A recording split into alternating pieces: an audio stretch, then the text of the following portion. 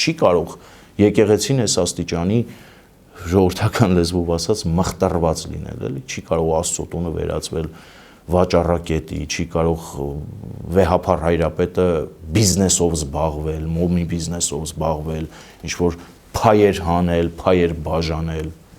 ազգականները չեն կարող միանգամից մուլտիմիլիոնատերեր լինել, դա նորմալ չի, նորմալ է չինովնիկի համար, ով շեղվում է իր ուղուց,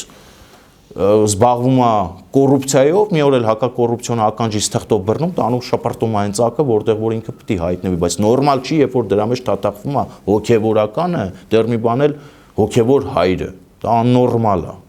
դա պատիվ չի բերում մեզ։ Ժողովուրդը դա տեսնում է, դա գիտի, դա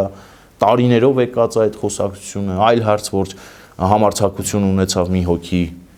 Նիկոլ Փաշինյանը անունով վարչապետի կարգավիճակով իր դիրքերից այդ թեման, այդ խոսակցությունը բացեր։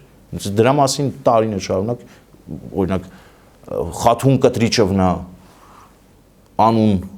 հայրանունը